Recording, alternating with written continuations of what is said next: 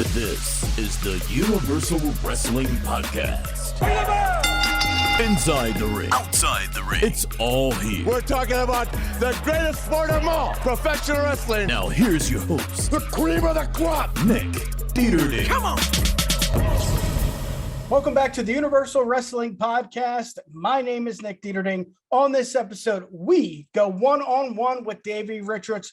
A really good interview, a lot of fun, but I've been teasing it for weeks.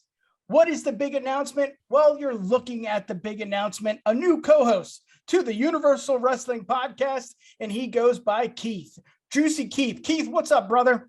Oh, we got that right. I go by Juicy or Keith, whatever you want to do. I'm very happy to be here. Really excited to get started in all this. This interview rocks. And yeah, I mean, kind of the beginning of the end of the wrestling podcast. Sorry, not sorry. Yes, sir. Keith, let's do it. Let's conquer the world. But for now, let's get to this interview with Davey Richards. Here we go. Davey, you busted out some moves, dancing moves last week. My buddy was there live. You and Rich Swan. Yeah. Dancing, man. How was that, man? My one and only move. Yeah. Well, it was fun. Rich deserves a lot of credit for performing that night because he is a new father and has experience, as us fathers have, the joys of having a newborn in your house. And when it is your turn to get up in the middle of the night. So nice. He was pretty tired. And it was a lot of fun. That Chicago crowd's always really fun.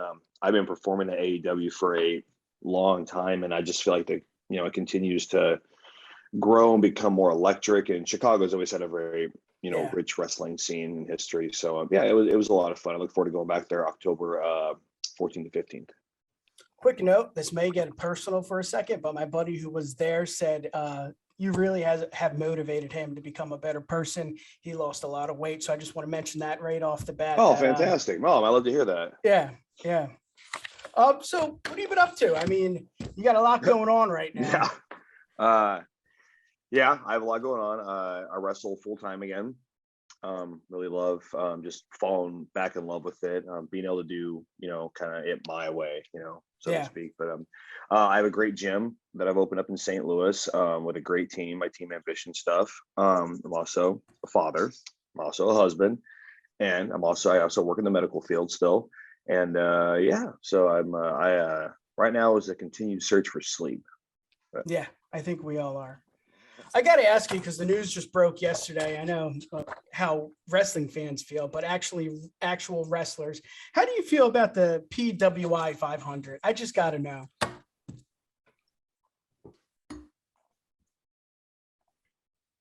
What's the PW? What is that? I know what that is. What is that? Stupid ranking system. I think that pretty much answers the question. Yeah. I love it. Oh, next question. Sorry. So, I mean, I guess kind of piggybacking. Oh, go ahead. I'm sorry. Well, I mean, as far as any, I'll answer this question with an indirect answer, my answer. So, I have been wrestling for a long time, since I was 10, from amateur. And when I say wrestling, I consider professional wrestling, my catch wrestling, my amateur wrestling. It's wrestling. Because wrestling, what it is a person's struggle to overcome their own limitations. And whether that limitation be I'm not good enough, I'm not strong enough, I don't come from money, I don't come from the best place, blah, blah, blah. Wrestling is an avenue for people to overcome, gain confidence, gain friendship, hopefully learn how to speak.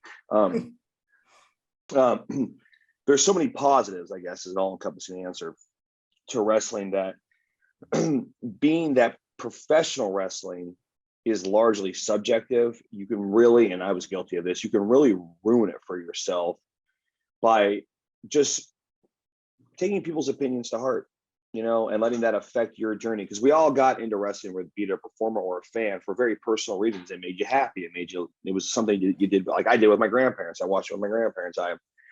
I gained, self-confidence. I gained lessons that have served me well throughout life. And now I get to see my son, in going, into martial arts and grappling and stuff like that, and the lessons he's learning. And so I don't want to muddy that water because some guy on the internet thinks that I suck. Okay, That's fine. So I have learned the hard way, that it's, you know, those things, it's fun. It's supposed to be a fun thing. But again, I get it, because wrestlers and all entertainers and all athletes take what they do very seriously, as they should, because people are paying to see them. They can also get their feelings hurt very easily. And for some reason, man, I have no idea why, but there are just some people in the world that just are not happy people, and are not people who are happy with their own lives. And man, does misery love company. So I stay far away from that stuff. What people's opinions are of my wrestling is none of my business. That's their things, because I'm going to wrestle the way I want. I'm going to wrestle what I believe is right. And first and foremost, I'm here to make wrestling and the people within it better. Yeah. So you, I mean, you were touching on, you know, kind of this all started out for you. You were, you know, you watched it with your grandparents growing up and everything. You said your son's getting into it now. Kind of like going into that. I mean, outside of like getting into it originally with your grandparents, who kind of influenced you, got you into your style, like brought you to be the Davey Richards you are today? So when I grew up watching wrestling, I had never seen WWF. I never saw that growing up ever. We didn't have cable. So what we got was, I'm from the Pacific Northwest. And we got Stampede Wrestling, and we got NWA Pacific Northwest. So that's what I saw growing up. And I thought it was awesome. You know, my grandparents would get really into it, seeing like, you know, Roddy Piper, you know, Dutch Savage, Billy Jack Haynes, you know, Playboy Buddy Rose, and obviously all the Stampede guys that would come and go. But then around like, you know, I first got introduced to amateur wrestling about 10, but really got into it, I would say probably 13. And back then it was kind of like, if you were an amateur wrestling, it wasn't cool to watch pro wrestling, you know, yeah. Whereas now everyone's cool, everyone gets along, because people understand, like, man, pro wrestling is every bit of sport as anything else. Yeah. Back then, you know, this is before the internet. So anyways, I didn't, like, I would see people walking around high school with NWO shirts. I thought it was a band, you know, I had no idea. And so I go to college on a amateur wrestling scholarship at Central Washington University out in Ellensburg, Washington. And I had a buddy who was on my wrestling team. He's like, dude, have you ever heard of this thing called Pancrase? And I'm like, what's Pancrase? And he's like, dude, it's pro wrestling. And I was like, oh, I used to watch it as a kid. He's like, no, it's from Japan. I'm like, okay. Because that's what they marketed Pancrase as, pro wrestling, you know? And I saw it and I was like, this is badass. Like, this is what I want to do. I'm just so cool, man. The big Lucky Strike thing in the middle. And like, and oh man, I was like, so I thought that was pro wrestling. I was like, or at least in Japan, you know? So I'm like, oh, this is badass. I can't wait to do this. So my scholarship ended because all of Washington State cut wrestling programs because some kid got hurt. So I'm back home on the farm that I grew up on. I'm like, man, what the hell am I going to do in my life, man? I can't afford college, and I don't want to go work on this farm the rest of my life, you know? Well, there was a show on television called Tough Enough, which I'm exposing my age here. I watched the first season of Tough Enough. Yeah, exposed. Yeah. So remember, I had guys like trying to run a mile, and they were puking, and like, and I was thinking like, I could do this stuff, and they were saying like, the guys are going to get these, they're going to be a superstar, make all this money. I'm like, I could do this, man. This is going to be easy, you know? And, you know, so go on my dial-up internet, you know, and find the first pro wrestling school I see is out in Atlanta with Paul Orndorff, and I'm like, let's do it, man. Let's go. So throw all my crap, you know, like this is how stupid I am. So I had two cars at that time. Okay. I had an 89 Trans Am, and I had like a 94 Mazda Protege. Now I'm driving across country. I got no money. Should have took the Protege, right? Nope. Sold that. Took the Trans Am, baby. It was broke by the time I got to Atlanta. Then it broke down. Anyway, so I walk in, and I'm thinking we're gonna learn, like, you know, stuff I saw on Pancrase and Paul and Orndorff, which Paul was great. You know, he was just kind of like, "The hell's wrong with you?" Because I barely had to hit the ropes. I was like, "Wow, why would I run to hit the ropes?" He's like, "Do you not know what the hell you're doing?" You know. So, but he was cool because even though it was more of a traditional format for professional wrestling, he was very sports oriented. Paul was all about being, you know, a stellar athlete. And this is a sport. So he definitely, thank God I found him. That was just fate. So yeah, that started my journey. And then through him, I got introduced, or through, his gym, I should say, I got introduced to, wrestling that I found really clicked with me. I remember like seeing like I had seen Dynamite Kid at Stampede, and in Portland, I never knew wrestle in Japan until someone gave me those tapes where I was like, like everyone else, I was just blown away. I was like, whoa, man, because I thought it was really cool in Portland and Stampede, but obviously stuff in Japan was just like legendary. And then like, the other people that really, captivated my style, or captivated my attention, like, really like Otani, was a big influence on me, obviously, Benoit and like Finley and stuff, and all those guys, and Malenko, but I always really liked shoot style wrestling. I always just, I think that was just the first thing that kind of recaptivated me. So I always really liked, Suzuki and like Funaki and like the UWFI stuff. I can see why I didn't make a lot of money, because it's hard to sit through 3 hours of it, but but those are my personal tastes, and since that time, when I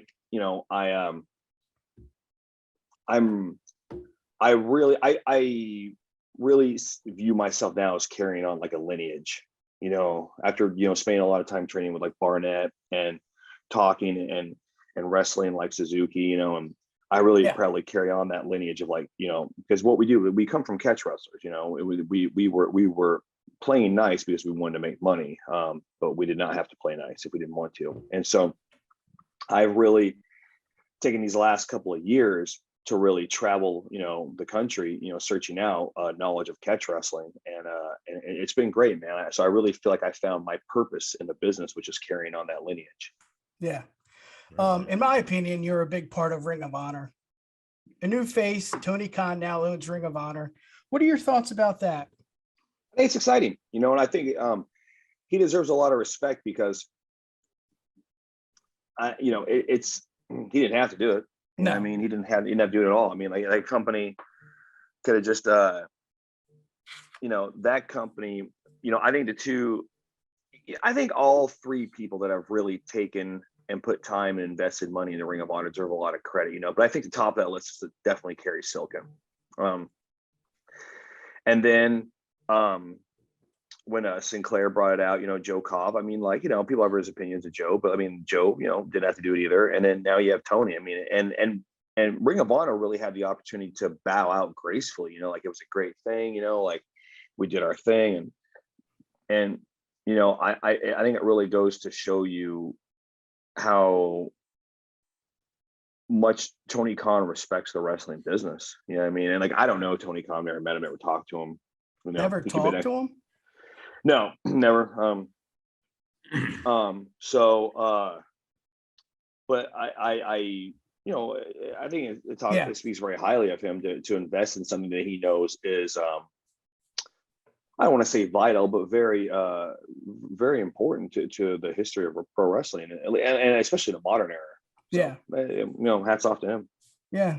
I don't think vital is an understatement at all. I mean, I feel so much of the fan base today is probably fans because of the work you guys were doing and stuff that in that early on time. I mean, and a lot of the wrestlers do. I mean, like, oh, absolutely, guys. I mean, a lot of my style now, or when we were talking about people who influenced my style a moment ago, I mean, a lot of those, I came into Ring of Honor so early in my career that watching guys like Brian, was just kind of like, man, how do you get that good? It's like you can tell the future, know what's going to happen. And so that influenced my style as well. So, and those fans, influence, because you want to make those fans happy, and they will definitely let you know if you are doing a good job. Yeah. You brought up Brian Danielson, Daniel Bryan, whatever you want to call him. If Tony Khan gave you a call right now and said, we want you to be part of the new Ring of Honor, you're going to go one-on-one with Cesaro. You're going to go one-on-one with, countless names, Brian Danielson. What's the deal there, Davey? Would you? I'm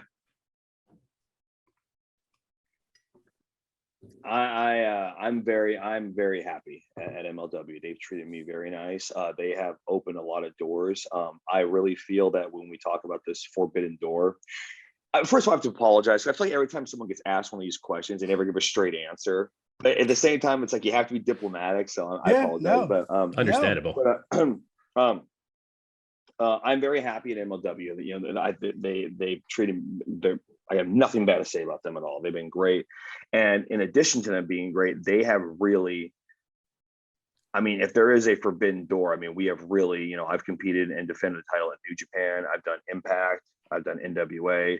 So kind of checking things off the list, like AEW / Ring of Honor is kind of like, I got a lot of history there. And Yeah. I know MLW is always open to do business. So we'll see what happens, man. There may be some things in the works. We'll see. I dig it. Into that.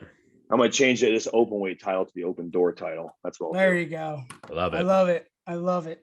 I saw you live a few times, but the most recent time was at the debut of Garden State Wrestling. Dude, phenomenal. That was a cool show. You went one-on-one with gonna butcher his last name.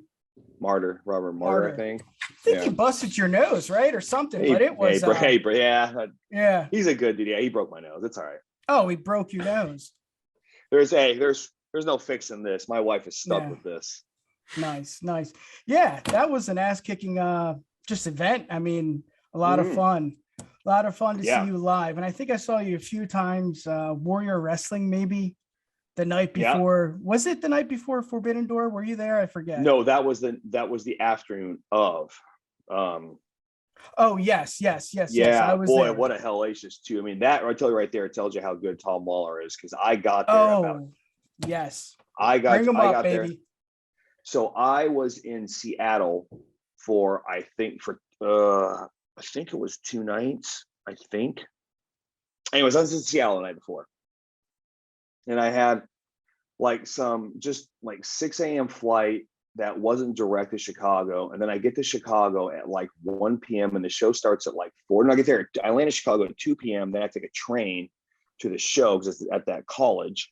Yeah. And that was like an hour. So anyways, I can't remember the exact timing, but I got there right as the show, like it already started, like matches were already going on and we were like early. So we literally, that was just kind of like, all right, let's go out and do it, man. And it was literally one of my favorite matches, and I've wrestled Tom a lot, you know what I mean? Yeah. And you know, and he's always been really good, but he's just, you know, everything he's getting right now, he's fully earned, man. He's a good dude. He's a good person.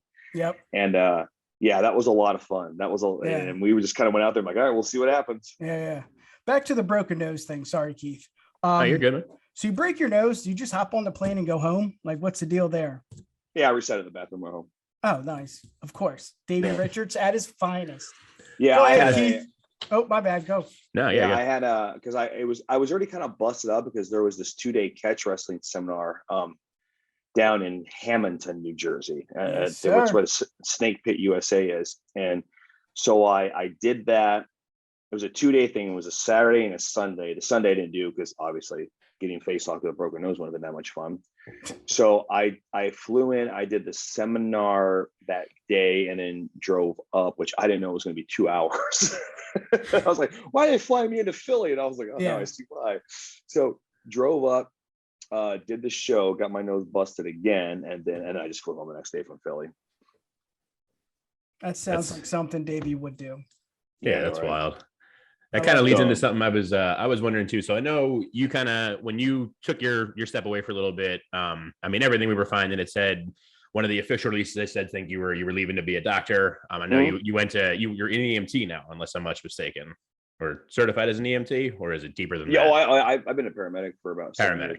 Yeah. I'm finishing up medical school. Got it. So have you ever been in a situation on, you know, like one of those kind of indie shows where they're coming to you just like, Davey, this dude, we need you back here like right away, and they pull you all in the time. All the time. Yeah.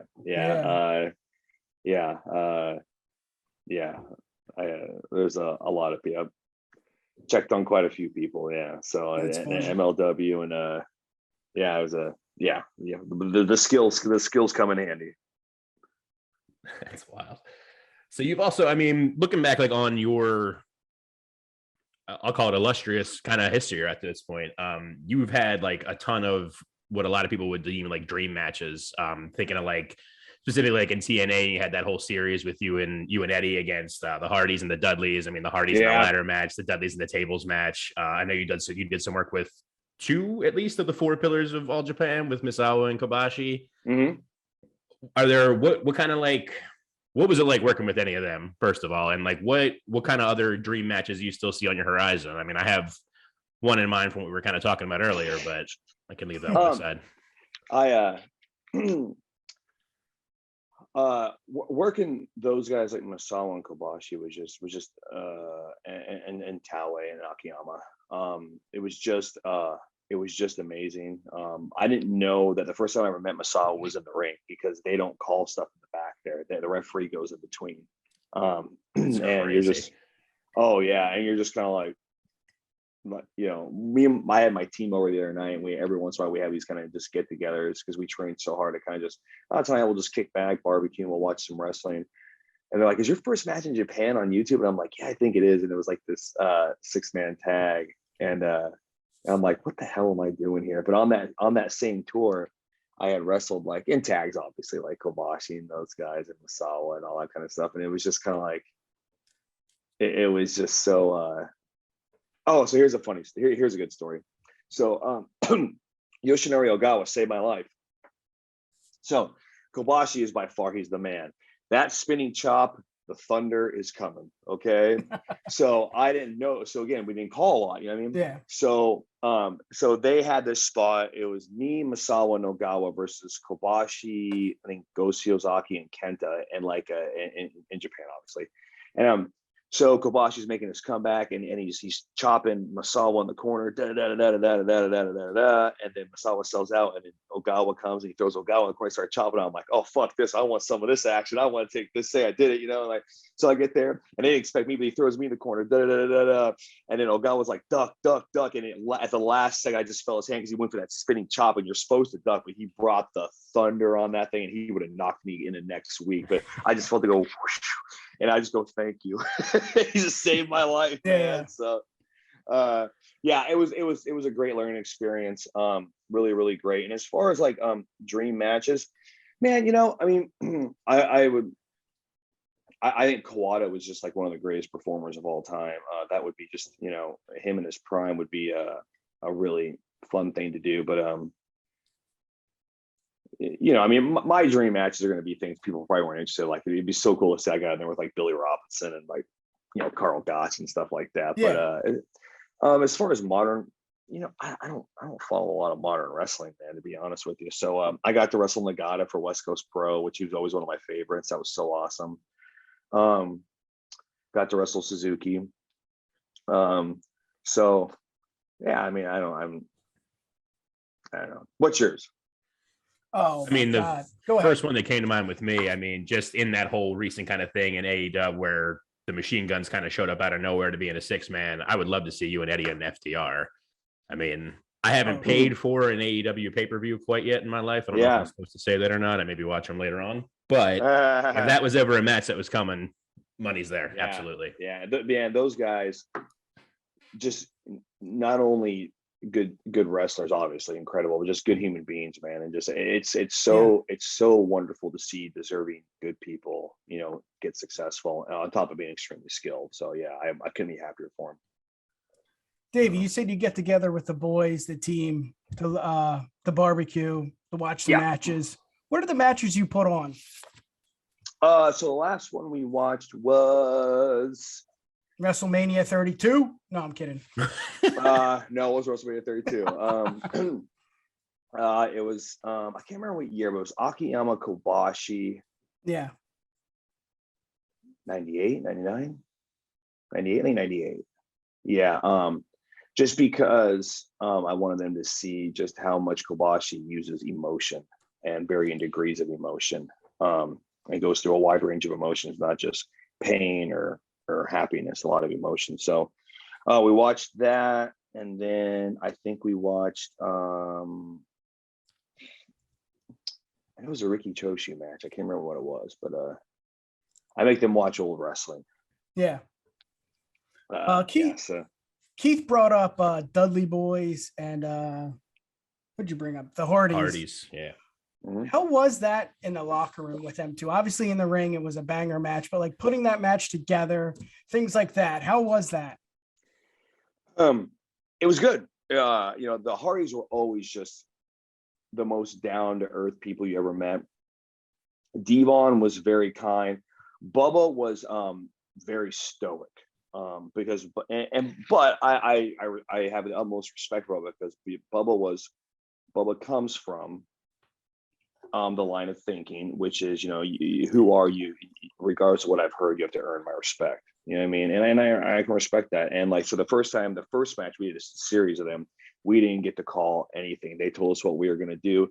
And then by the end, he was like, just, okay, what do you guys want to do? Because we had earned his trust and his respect, So as a whole, it was a great experience, and we have a lot to thank those guys for, because they didn't have to do any of that. It wasn't gonna. It's kind of like Tony Khan buying Ring of Honor. You have to really respect it, because they do that just out of the kindness of their heart. It's not like it helped them at all. So nothing but respect to all those guys. We learned a lot, we took a lot, we gave a lot, and and we were always taken care of. And so very, very professional. I dig it. So current MLW national open weight champion. I think I got that whole thing right. Yeah. Hoping to hold on to that for quite a while here. Is the door closed on tag team between you and Eddie? You guys still talking about anything? No. I don't know if you can tell. I'm really trying to pitch for this AEW FTR. I don't know if you have not been the only one. No, we've actually started tagging more than we have in a long time here lately. We tagged at the Ric Flair's last match versus the Machine Guns, and that came off really well. Completely forgot about that. That's awesome. So did Rick. We're tagging this weekend twice for Garden State, and then for Creative Pro. We tagged again. We've done some. We tagged for Revolver for Sami Callihan, and it's really cool, because the first time we tagged again, it was kind of like, we gotta get fight, because me and Eddie always kind of naturally grew, but we could tell it was like just here, but now it's like right there, you know what I mean? So it's really cool, and and we've actually like finally getting like matching gear again, and like we're making this happen, man. So like we're both excited. He's obviously doing fantastic in Impact, and I'm an MLW. But those two companies have been working together a lot, so we'll see what happens, man. It could be a really cool thing. So I hope so. Absolutely. Did you catch any of the shit show, the press conference after All Out? No. I mean, I didn't watch it, but I heard about it, and it's just like, I have nothing nice to say, so I'll say nothing. But come on, let's hear it. Yeah, it's whatever. We don't have too much nice probably to say either. Well, let's ask this: have you ever been part of something like that in the locker room? No. Because I won't stand for it. Yeah, no. I dig it. I know. I So this is my opinion. I have been blessed with being very successful in wrestling. I've made a lot of money. I've traveled and won belts and all the other blah, blah, blah. Because I have been given a better life, I have been given a purpose, I've been given life lessons, I've been given a legacy from wrestling. My number one job now is not contracts, dream matches, belts, money. My number one job is to give back to this sport and business that has given me so much. That's my number one job. Everything else is secondary. Everything else. And when you are successful and you've been given a lot, and you continually self-serve and you continually take, you are now the problem. And maybe some of your things were, your self-service was justified. Maybe some people were out of line, but that is your job to educate them. And that is your job to be a better example.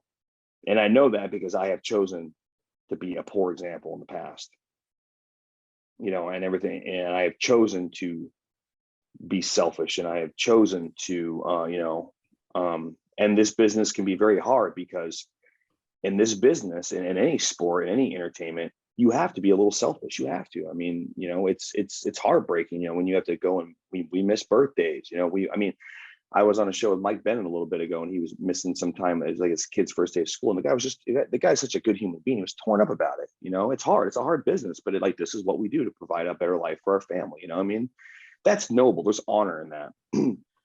But when you have so much and you're given so much, and I'm not talking about money, I'm talking about influence, because you can influence this generation. You can influence them to do a better way. And maybe you do know a better way. Teach them. Mock them. Don't degrade somebody, because all you're going to do, whether you stay or whether you go, what you've done is taken your position of power and infect someone with insecurity and bitterness and apathy. And you know what sucks about that? It spreads. It's a disease. Yep. So my opinion is,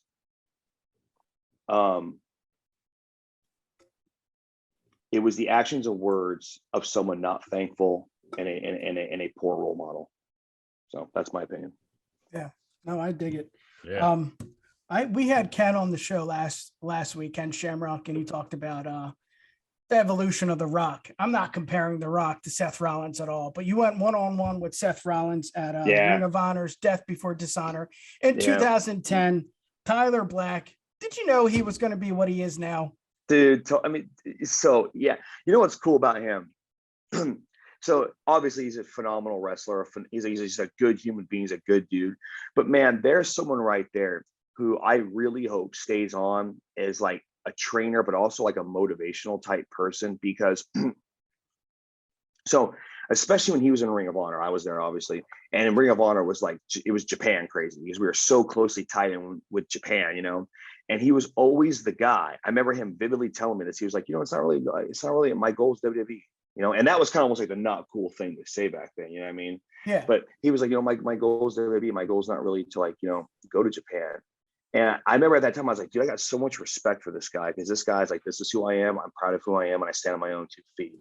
So like, I think I'm a huge fan of his, and I just think he's such a killer dude, man. Just, you know, a true, you know, obviously a great wrestler. I mean, yeah, come on, we do that since day one. Yep. But just a good, just a good leader. So yeah, man, nothing but respect for that guy. Keith, let me get one more question in, and we can go back to you. Yeah. No, 3 matches against Cody Rhodes. Did you watch any of them? I know you don't watch much modern, right? You said. Sorry. Oh, come on. I'm sorry. Nope. I'm sorry. Short and sweet. Keith, what do you got, brother? Sorry. No, it's fine. I'm sure. Well, so I guess, I mean, to kind of piggyback off that, I mean, I guess, you know, watching them or not, that's fine. I mean, what do you feel? I feel like with the last one he had with him, the Hell in the Cell, when he had the torn pec and everything. I heard about that. Holy crap, that guy's tougher than nails. Yeah. So like, what do you feel on that? Like, because I feel like that kind of sparked a lot of debate of, it was, you know, there was a lot of people saying it's like, oh, that old school, work through it, but other people being like, take care of yourself. You know, old school, new school, grad school, out of school, whatever. Every man at some point, every person at some point, okay. Listen, I know there's like these rules and these etiquettes and blah, blah, blah, da, da, da. Listen, man, sometimes in life, you got to do what you got to do. Okay. You know, it just is what it is. You know, it's like the person who steals bread, you know, they're a thief, but they're something to, you know, feed their family, because their family's, you know, whatever, going through a hard time. You know, you got to do what you got to do. So,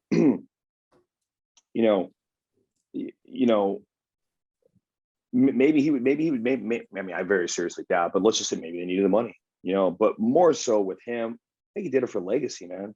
I think he did it for, you know, I can do this. I can overcome. This is a setback. Can I overcome this? And that right there is a man's struggle to overcome his own limitations, you know, and that is the essence of competitive sports, and especially wrestling, which is the oldest competitive sport in the world. You know, I mean, I had mine, you know what I mean? I mean, everyone before they walk that curtain goes, there's that little voice, you know, like, man, am I good enough to do this? And am I past my prime, or am I too beat up? Or, you know, I had doctors tell me I'd never wrestle again, you know, because I had a really bad knee and a botched surgery. You know, and so by the power of Cobra Kai, and my own Yes. resilience. That was my struggle to overcome, you know what I mean? And that's why I just can't be anything but thankful to be in this business now, because I was told I would never do this again. Yeah. And even though I didn't have to worry about money, I'm a doctor, you know what I mean? Like, but it's not about that. It's about fulfillment. It's like, I was put on this earth to wrestle, you know what I mean? And that is what's going to fill my heart. So maybe that's what, you know, and if that's the way he felt, then hats off to him. Yeah. You brought up Cobra Kai. Did you watch the new season yet? Oh yeah. Yeah. Oh yeah. And oh gosh, I love let's it, hear man. it. Let's hear a review. Yeah, I love it. Come on, Dave Meltzer. I know season 6 is, I think it's going to be the last one, but it's like, oh, it's been so good though, man. It's so good. I just started watching right before I was downstairs doing my early morning workout, and I got my exercise bike down there, and I was rewatching the season 1, and like, man, that show, that's what got me back into wrestling, was that show. I was about to say that really did get you back, because we watched an interview. Isn't that crazy that something like that, like cinema, like a movie, like a TV show, is just like so powerful? To me, it's something like Sopranos, so powerful, Breaking Bad, so powerful, but something like that to bring you back is, I don't know, it's something else. It's what life is, you know? Well, it's about Johnny overcoming his own self-esteem limitations, which was not getting over the past, you know, and like, and just the, you know, and I just love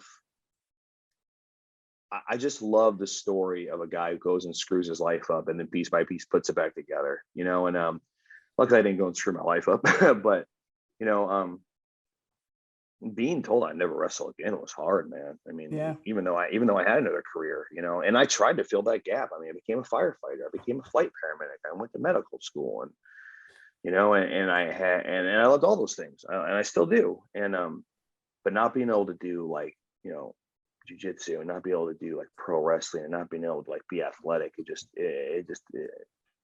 it tore me apart, man. You know, I went through some pretty, you know, substantial depression because of that. And you know, and then just one surgery after another didn't work, and then a big botch surgery, and then finally, you know, at the very end of the line, I found this cutting edge surgery out in California. And like that, you know, right when I woke up from surgery, you know, my wife's like, and you know, she's such a sweetheart, she was there through all of it. I mean, like, that's a cool story. I'll remind me to tell you that story in a minute. But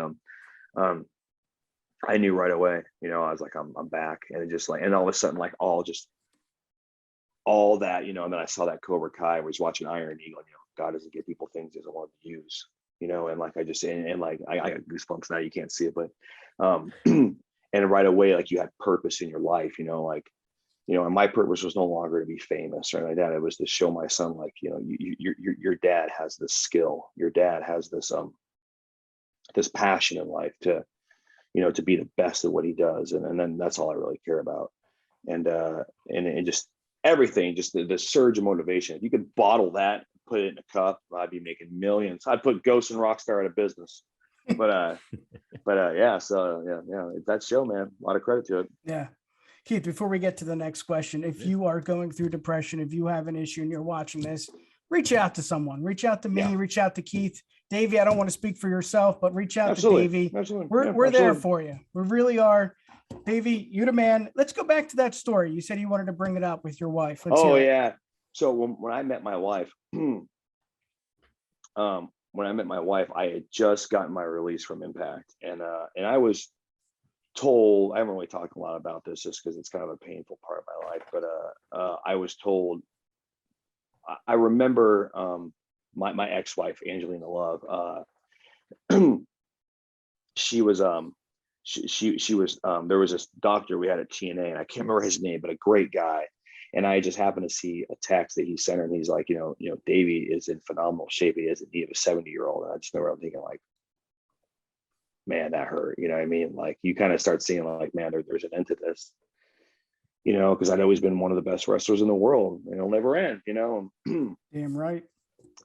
You know, and then it kept getting worse and worse. And I just, you know, and even though I had something else already, you know, I already had a paramedic license, I was already, you know, in the fire academy, and you know, and that's a very noble career, you know what I mean? And they don't get paid terribly, you know, but and then but I still, even though I may have been done with the time for pro wrestling, I still wanted to be athletic, but it just went downhill quick, man. It just, the knee was just like, whoa, man.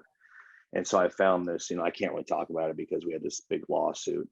And I signed a confidentiality thing, but basically there was a surgery that was promised to do great things and did not. And that took 2 years of my life, man. That took 2 years where I couldn't even walk right. I remember I was at one point very recently one of the best wrestlers in the world, and me and my son and my current wife, we were in the airport going to see, my mom, his grandma, and he's like, Dad, chase me, and I couldn't do it. And I remember my wife was trying to cheer me up, and she went and got us tickets to see Bill Burr, a comedian I really like, in Nashville. And I remember and there was this, we could hear these guys fighting like a couple blocks down. And I remember thinking like, man, I am highly trained, in like submission wrestling.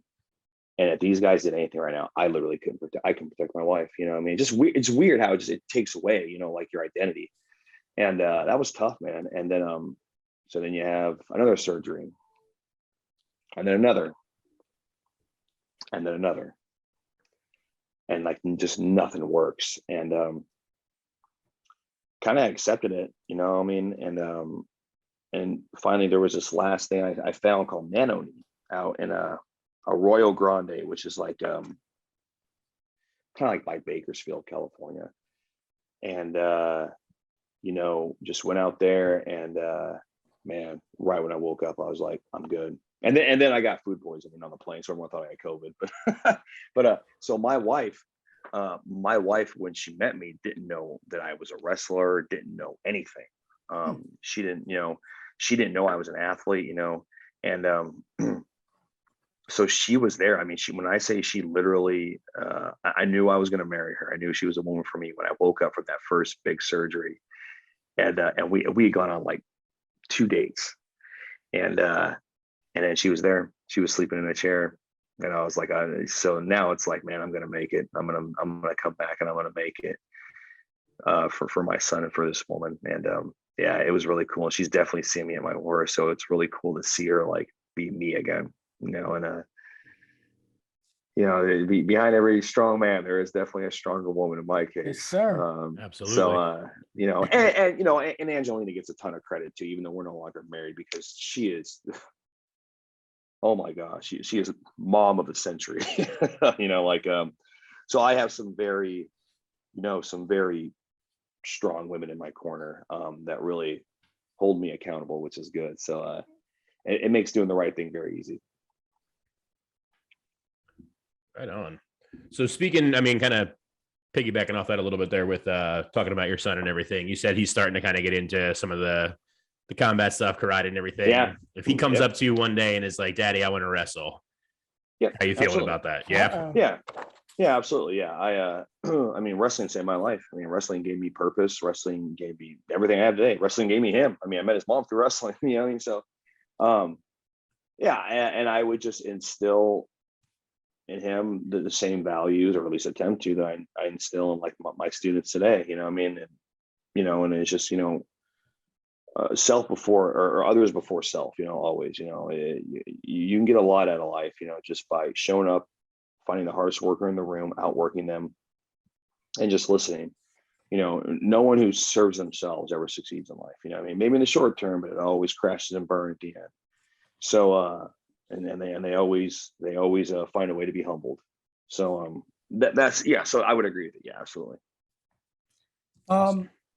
You said what brought you back was Cobra Kai, but when you were down and out, what helped you get through it? I know you said your son, your wife, but did you call anyone? I mean, we hear it on the big stage, Edge and Daniel Bryan, they come back and it's something crazy. The career they're having now is amazing. What obviously families first, but what else got you through that?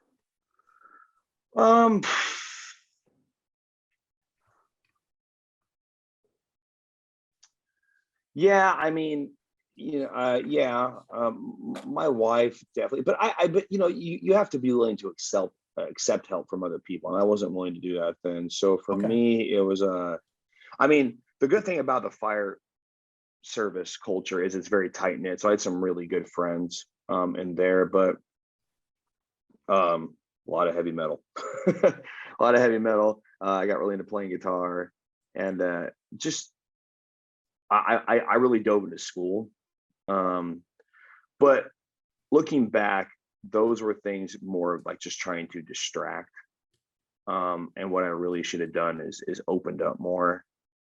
But I mean, you know, I still come from a time when that stuff was not looked upon fondly, to be like, you know, open up, which is, it's horrible to say, but I'm, you know, trying to be candid here, you know. But I've since learned that time that, like, you know, the bravest thing you can do is be like, hey man, the bravest thing you can do is open up about what you're going through, and then ask for help, and then also help yourself. So I've really learned that, and I preach that to this day. I mean, I guess kind of a softball one here a little bit. I mean, we talked a little bit earlier about, you know, PWI not really know anything about that, and kind of just opinions in general. Meltzer in that same boat, just couldn't really care less about Dave. No, I mean, I have nothing against him. I've never met him, but wrestling has always been a personal journey to me, man. You know, it's a very personal thing. It's you know, like when I miss wrestling, I didn't miss fame or rankings or being on TV. I don't care about any of that stuff. You know, to me, it was always like, it's this journey, man. It's a self-exploration journey. And now is the funnest time ever, because I feel like I really get to do like what I want to do, which is like, you know, my technical wrestling and stuff like that. You know what I mean? And people seem to like it, and I get to help a lot of people along the way. So, and most of all, I've just learned gratitude. So yeah. So all that other stuff, I just, man. Yeah. Right on. Like I said, you helped my buddy, man. He's looking great. All because of that. All because of what you go through. I mean, it's just, it's what wrestling's all about as a fan. I can't speak from a wrestling standpoint, but Davey, you are the man. Let's end it on a high note. I'm going to give you some names. Just give me your thoughts. Okay. You ready? Yes. Bobby Lashley. Beast. Drew McIntyre. Passionate. AJ Styles. Talent. Dixie Carter. Misunderstood. Jim Cornette. Come on, I had to.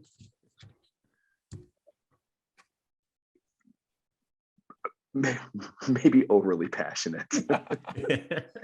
That's a nice way to put it. Nigel McGuinness. Good human being. Rocky Romero. Friend. Bryan Danielson, Daniel Bryan, whatever you want to call him. Genius. Austin Aries.